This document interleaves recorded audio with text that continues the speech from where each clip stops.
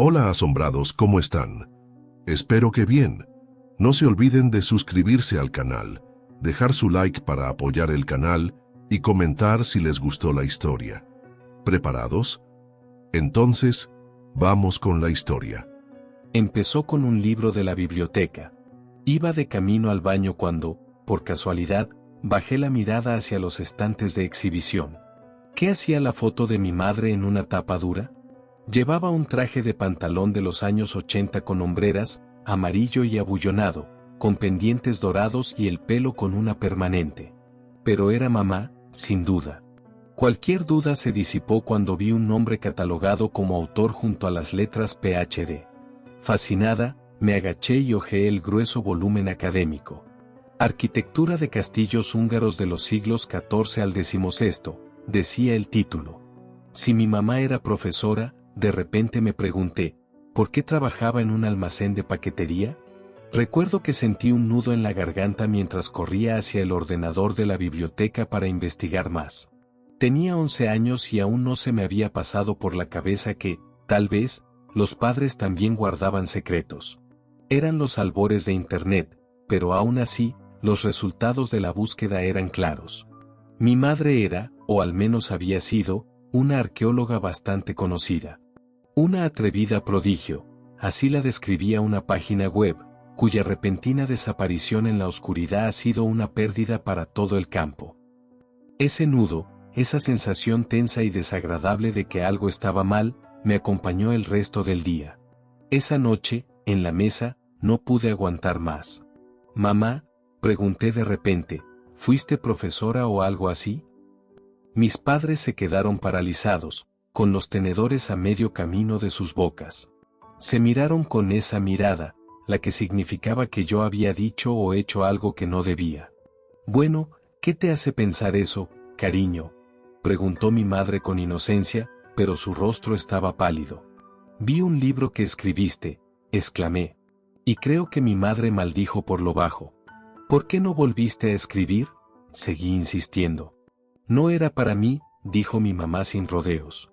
Entonces, mis padres se concentraron de repente en sus guisantes. En lo que a ellos respectaba, ahí terminó todo.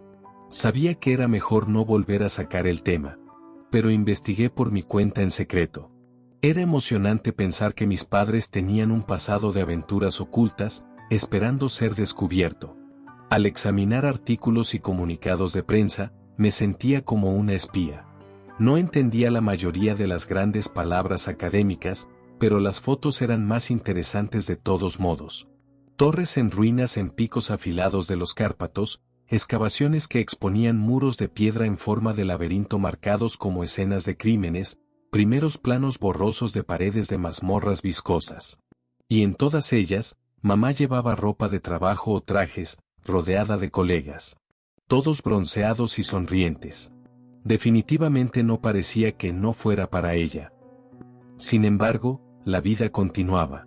El voleibol, las bandas de chicos y pasear por el centro comercial simplemente me parecían mucho más importantes que todas esas cosas polvorientas y viejas. En poco tiempo, me había olvidado por completo del misterioso pasado de mi familia. Hasta que recibí el primer dibujo. Como a la mayoría de los niños, se me heló la sangre cuando me llamaron a la oficina de forma inesperada. Todavía me preguntaba de qué me iban a culpar cuando la secretaria me entregó el sobrecuadrado. «Tu tío te lo dejó, querida», añadió.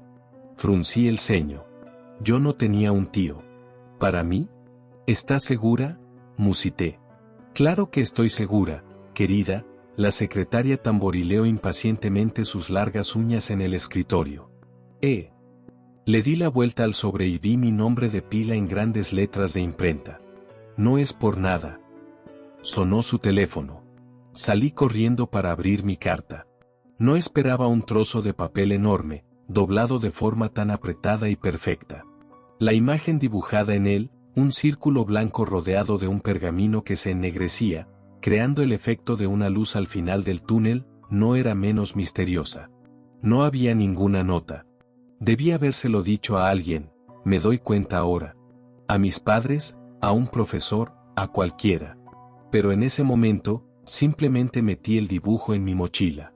Estaba preocupada, pero era incapaz de decir por qué. Durante unos días no pasó nada.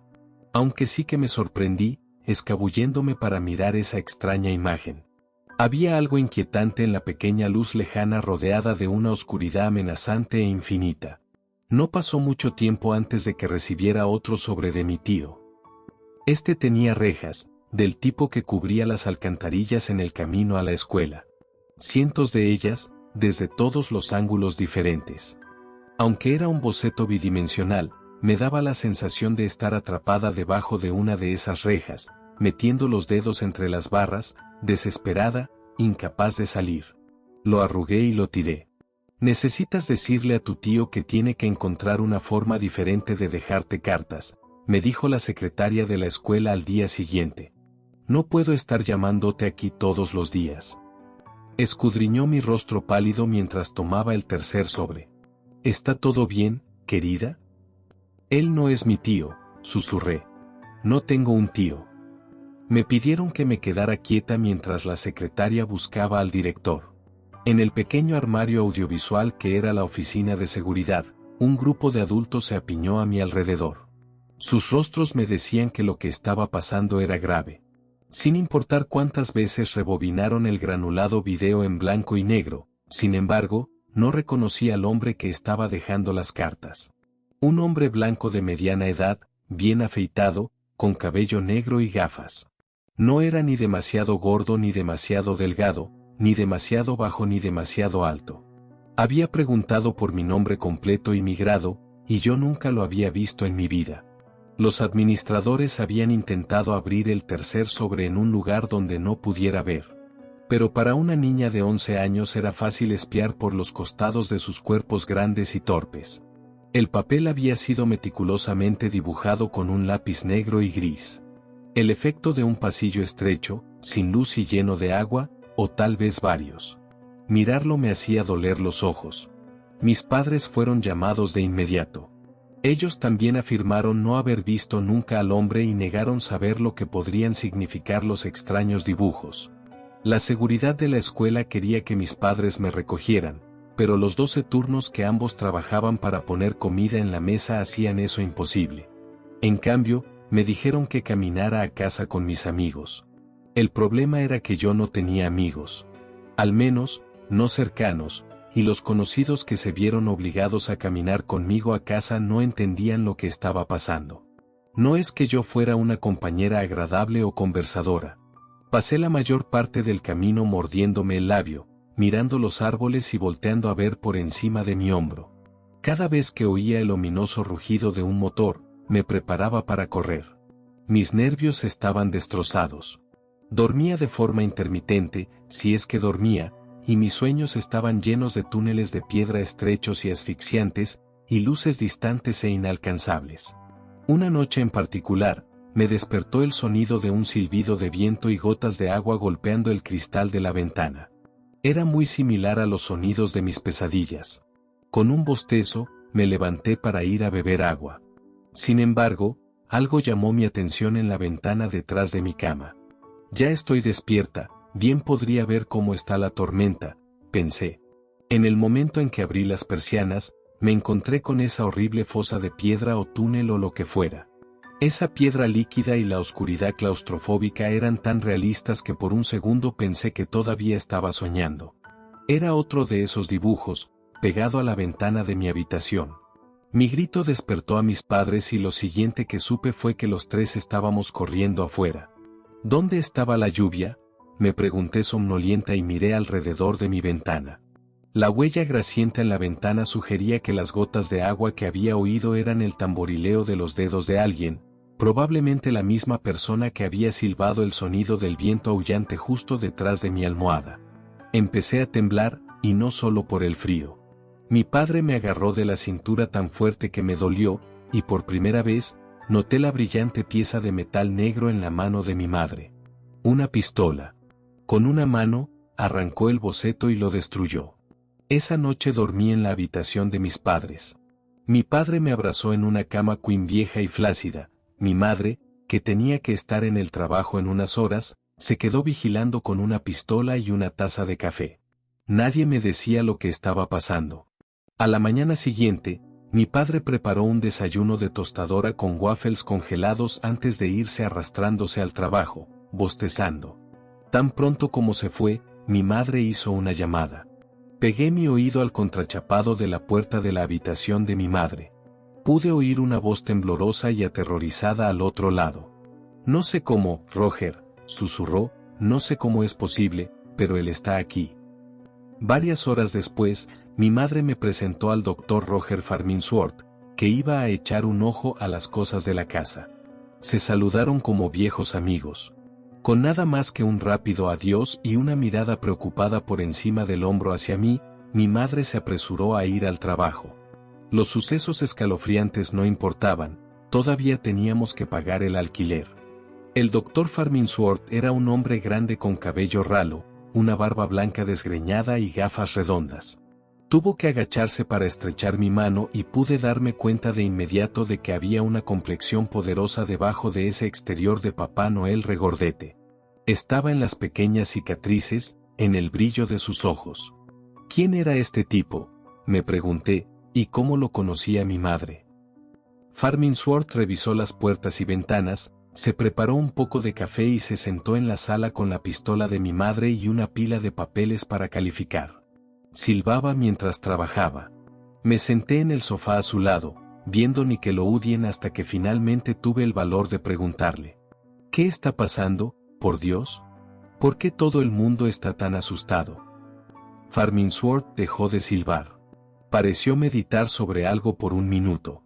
Bueno, se rió, supongo que debe ser porque tu madre mató a alguien. O lo intentó, al parecer. Me quedé mirando fijamente. No te sorprendas tanto. Era inevitable que te enteraras en algún momento. Supongo que ya sospechabas algo similar, ¿no? De hecho, no. Esto era lo último que habría imaginado. Aunque vivíamos en condiciones difíciles y precarias, mis padres habían hecho todo lo posible para mantener mi vida limpia, ordenada y lejos del mal. La mujer que me llevaba al parque y bailaba en la cocina mientras preparaba sándwiches de queso a la parrilla, ¿una asesina? Bueno, tal vez no, el profesor se recostó. Evidentemente había estado esperando contar la historia durante mucho tiempo, pero nunca había podido por razones obvias. Estábamos en una excavación en los Cárpatos, en el 89, creo que fue. El telón de acero había caído, un territorio inexplorado, listo para ser tomado, ¿sabes? Yo no lo sabía, pero asentí, no queriendo que Farminsworth se saliera del tema. Hay ciudades enteras ahí fuera, cubiertas por la tierra y el tiempo, esperando ser encontradas. Miles de ellas. ¿Quién sabe cómo pensaban y vivían los habitantes de esos lugares? Sus formas no son las nuestras. ¿Y usted fue a uno de esos lugares con mi mamá? ¿Y ella mató a alguien allí? Insistí. Éramos un equipo de 3, tu madre, Dean y yo. Más los húngaros, por supuesto, pero ellos realmente no cuentan, agitó la mano. Seguimos los rumores hasta un fuerte de las guerras otomanas. Lo que quedaba de él, de todos modos. Solo un par de muros podridos donde los adolescentes locales iban a beber.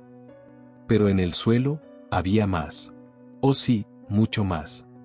Tu madre es especialista en arquitectura medieval, e incluso ella no pudo definir el propósito de la mayoría de las estructuras que encontramos.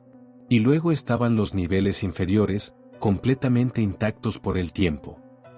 Así que ustedes son como cazatesoros. Me crucé de piernas y me incliné, fascinada. Dios, no. Investigadores, aclaró Farminsworth. Eran días felices. Montamos las tiendas justo al lado del lugar de la excavación. Era casi como un campamento de Boy Scouts. Tu madre, Dean y yo nos turnábamos para contar historias alrededor de la fogata con una botella de schnapps. Pero algo salió mal, ¿verdad? Lo interrumpí. Como dije, Dean y tu madre estaban juntos. Ambos tenían una pasión por la historia, un hambre de fama y una voluntad de romper las reglas. Eran el brindis de la universidad. La especialidad de Dean era la psicología de los espacios, ¿entiendes? Asentí, fingiendo que sí. Él estudiaba cómo los entornos creados por el hombre impactaban en las mentes humanas y viceversa. Tu madre estaba segura de que las construcciones que encontramos eran soportes estructurales o espacios de almacenamiento. Pero Dean tenía una idea diferente. Él pensaba que se usaban para tortura psicológica y ejecución. ¿Matar gente con un edificio? Me arrugué las cejas. ¿Cómo? La primera mazmorra era una enorme sala de piedra con un suelo de piedra resbaladizo inclinado bruscamente hacia un pozo. La idea de Dean era que el desafortunado cautivo era dejado en esa habitación, debilitándose cada día hasta que ya no era lo suficientemente fuerte como para resistir el deslizamiento hacia la entrada del pozo, donde se quedaba atascado hasta que se moría de hambre y se adelgazaba lo suficiente como para deslizarse por el estrecho agujero. El pozo en sí mismo tenía forma de tirabuzón de piedra, para que la caída por sí sola no causara la muerte. En cambio, había un laberinto de túneles allá abajo, medio inundado de agua negra y sucia. Lo único que todos tenían en común era que se hacían más y más estrechos a medida que avanzaban. Dean argumentó que no había forma de que no fuera intencional. Tenía otras pruebas también. Las marcas de dedos arrastrados en la habitación del pozo inclinado, por ejemplo. O los surcos en las paredes en el fondo del pozo que él afirmaba que habían sido hechos por prisioneros que intentaban roer limo y líquenes solo para sobrevivir un poco más. Y luego, por supuesto, estaban todos los huesos. Eso es horrible, susurré. Me imaginé deslizándome lentamente hacia un pozo sin luz hasta que fuera imposible aguantar, muriéndome de hambre hasta parecer un esqueleto, y luego deslizándome aún más, con las paredes de piedra cerrándose. Hasta que finalmente, debería. Eso es lo que pensó tu madre. Pero Dean estaba obsesionado. No sé qué le pasó después de que lo bajáramos al pozo. Pero no salió el mismo hombre. Dean solía ser carismático. Tenía magnetismo, ¿sabes? Era tan apasionado por su tema que incluso los estudiantes de primer año con resaca los viernes por la mañana se sentaban y le prestaban atención. Pero después de un tiempo, se pasaba todo el día en ese agujero. Se moría de hambre, supongo, para estudiar cuánto tiempo le tomaría a una persona volverse tan delgada que se hundiera hasta el fondo. Apenas dormía y empezó a ponerse agresivo. ¿Agresivo cómo? Pregunté, sin estar segura de querer saber la respuesta. Debí haberlo visto venir, suspiró Farminsworth. De repente, parecía mucho menos entusiasta. Tuve miedo de que se callara. Dean simplemente no era el mismo hombre. Le gritaba a los trabajadores, golpeaba a tu madre. ¿Él golpeaba a mamá? Parecía solo una pequeña disputa doméstica, ¿entiendes? Divagó Farminsworth con impotencia. Solo una pequeña riña. No quise meterme. Luego, una noche, destruyó la investigación de tu madre. No quería ninguna competencia para su teoría, supongo. Volvió a las ruinas. Tu madre lo siguió. Cuando ella intentó detenerlo, él le rompió el brazo y ella lo empujó. Dean se resbaló hacia atrás. Hacia el pozo, terminé. Farminsworth asintió. ¿Qué se suponía que debía hacer? ¿Entregar a tu madre? Necesitaba la investigación para mi libro. Si no publicaba, iba a perder mis subsidios.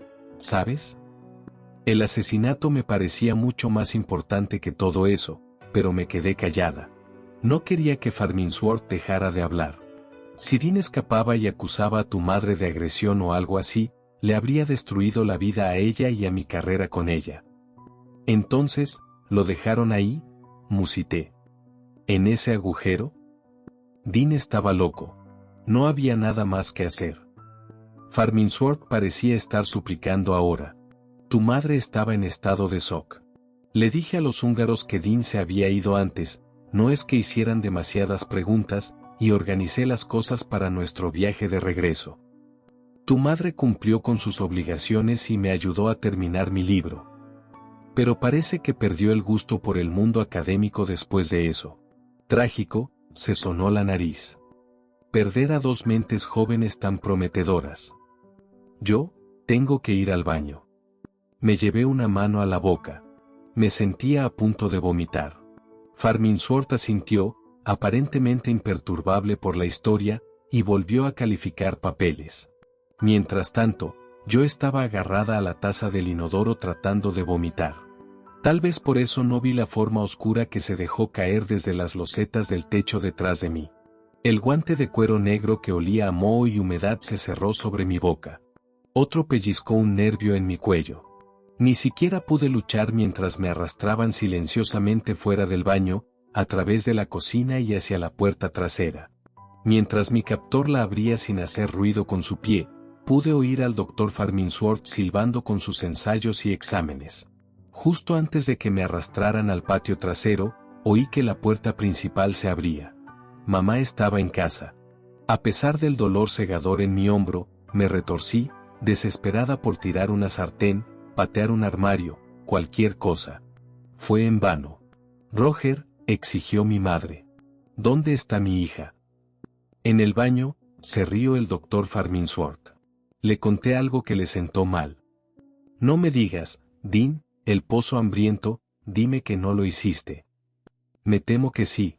Ahora que sabe toda la historia, estará a salvo. Y nosotros también estaremos más a salvo. Esta no fue la razón por la que te pedí que vinieras aquí, siseó mamá. Si hubiera sabido. No oí el resto. Estaban llevándome a toda velocidad hacia el bosque sin urbanizar detrás de nuestra casa. Ya era el atardecer y la penumbra detrás del árbol olía a tierra húmeda y mohosa mientras me arrastraban lejos de las luces del hogar. Pensé en el programa Daré de mi escuela. Había advertido el oficial que alrededor del 90% de las víctimas de secuestro llevadas a un segundo lugar no sobreviven. Nuestro barrio de alquiler bajo daba a un barranco pantanoso debajo del paso elevado de la autopista. La alcantarilla pasaba por ahí y me di cuenta con horror de que el feo cuadrado de concreto que daba acceso a ella era exactamente a donde me estaban llevando. Sin importar lo mucho que luchara, la mano de la figura oscura detrás de mí no cedía. No podía voltear lo suficiente como para ver, y tal vez eso era lo mejor. En la oscuridad de las tuberías de la alcantarilla, la vista era inútil de todos modos. Mi captor, sin embargo, navegaba por las tuberías con facilidad, haciéndome preguntarme cuánto tiempo había estado viviendo esta presencia en estos túneles apestosos, espiando a mi familia por la noche. Nunca había experimentado nada como la oscuridad absoluta que me rodeaba entonces. Al no poder usar mis ojos, mis otros sentidos parecieron agudizarse. Oí un torrente de agua invisible y mis fosas nasales se llenaron con el olor a vegetación podrida, a limo y a descomposición. Giramos a la izquierda, luego a otra, la corriente de aire frío de una tubería más grande, un giro a la derecha. Pronto perdí la cuenta. Mi captor me volteó, todavía agarrándome de la muñeca, y me empujó a un tubo estrecho. Se me permitió gritar. Aquí abajo no importaba. El agua fría y sucia me empapó la camisa. Fui empujada indefensa hacia adelante. El tubo de concreto se retorció, se hizo más estrecho. Incluso si escapara ahora, ¿cómo encontraría el camino de regreso? Apenas había pasado por mi mente el pensamiento cuando la mano que me agarraba la muñeca se detuvo. De repente oí el sonido de un arrastrarse moviéndose demasiado rápido de lo que debería ser posible en un espacio tan estrecho. «¡Hey!», grité. «¡Hey, espera!». Sin respuesta. Un murmullo. Hacía frío en las alcantarillas y solo tenía mi camiseta empapada de limo para mantenerme caliente. Me arrastré sobre mis codos y rodillas, volviendo por donde había venido. No podía ser tan difícil encontrar la salida, ¿verdad? Algo se deslizó sobre mi mano. Grité. Había oído una buena cantidad de ratas en los lugares difíciles donde vivíamos, pero estas sonaban diferentes. Más grandes, tal vez. Más hambrientas. Me obligué a seguir arrastrándome. En la primera intersección dudé, segura de que habíamos venido de la izquierda. Avancé a gatas con mi mano derecha y me hundí en lodo falso y pegajoso hasta el codo. Con arcadas, me retiré y me dirigí al otro lado, segura de que ya había cometido un error. Con cada contorsión, estaba segura de que mi palma arañada sentiría el aire vacío, perdería el equilibrio y me precipitaría a un pozo horrible. En cambio, me topé con pared tras pared de cemento frío y enmohecido. Nuestro oficial del programa Daré nunca nos había advertido sobre algo así. Ojalá hubiera mencionado cuánto tiempo se tardaba en morir de hipotermia. Finalmente, sentí algo más frío que la piedra. Agua, o reptiles, barras de metal, una escalera. Con un grito, me apresuré a subir solo para encontrarme en otro túnel. Al menos podía caminar encorvada en lugar de arrastrarme. Me estaba acostumbrando a esto. Acostumbrada a la oscuridad, a moverme por el tacto y a confiar en mis sentidos ciegos. Unas horas después, cuando finalmente vi un punto de luz arriba y agarré el último peldaño de mi salida, había una parte de mí que quería quedarse. Incluso las tenues luces de la calle parecían cegadoramente brillantes. Necesité de varias veces que autos que tocaban la bocina y chirriaban me rozaran para darme cuenta de que había salido a una intersección muy transitada. Y no fue hasta que un oficial de policía preocupado se detuvo junto a mí, con las sirenas a todo volumen, que recordé la situación que me había traído aquí en primer lugar. Una vez que estuvimos a salvo fuera de la calle, el oficial alzó una ceja escéptica ante mi historia de pozos húngaros y acosadores de alcantarillas. Pero supongo que consideró que mi apariencia sucia y desgreñada y mi estado de shock, al menos, merecían algún tipo de investigación. Las luces estaban apagadas cuando llegamos a mi casa. El oficial y su compañero me dejaron envuelta en una manta y encerrada en el asiento trasero mientras se movían lentamente hacia la puerta. Seguía imaginando manos irresistibles, negras y podridas, saliendo para arrastrarlos desde la casa oscura en el momento en que tocaran la puerta. Nada de eso sucedió. Después de un largo rato, demasiado largo, los oficiales salieron de la casa por la misma puerta abierta por la que habían entrado. Ambos hombres estaban muy pálidos. Dejaron que el psicólogo de la estación me explicara que mi madre y el doctor Roger Farminsworth habían muerto de asfixia. Poco después, fui entregada a la custodia de mi padre. Nos mudamos lejos, a la costa. Ambos queríamos dejar esos recuerdos atrás, en ese pozo oscuro y olvidado. Si tan solo fuera así de fácil. Pero nunca dejé de recibir esos extraños dibujos. Al principio me aterrorizaban, me hacían sentir segura de que me iban a llevar de nuevo. En cierto modo, me he acostumbrado a encontrarlos en el buzón, en el parabrisas, o deslizados debajo de la puerta. Pero incluso ahora, justo antes de irme a dormir, me pregunto si me despertaré con un guante negro y enmohecido sobre mi boca. También me hacen preguntarme qué sucedió esa noche hace tantos años. ¿Fui arrastrada por una entidad vengativa o por un hombre loco desesperado por venganza? Cada vez que veo muertes inexplicables por ahogamiento o asfixia, me pregunto si mi captor de una vez sigue por ahí, vengándose del mundo por su sufrimiento. Por aterrador que sea vivir de esta manera, me enfoco en un pequeño y distante resplandor de esperanza. Dean, o el espíritu o lo que fuera, podría haberme matado en cualquier momento. Pero no lo hizo. A pesar del sufrimiento de ese pozo, a pesar de los horribles métodos que los humanos han diseñado para hacerse sufrir unos a otros, se me dio una oportunidad de sobrevivir. En cierto modo, estos recuerdos son mi propia mazmorra personal. Pero como un prisionero en el fondo de un agujero oscuro que aún no se ha rendido, hago lo mejor que puedo, para enfocarme en la luz.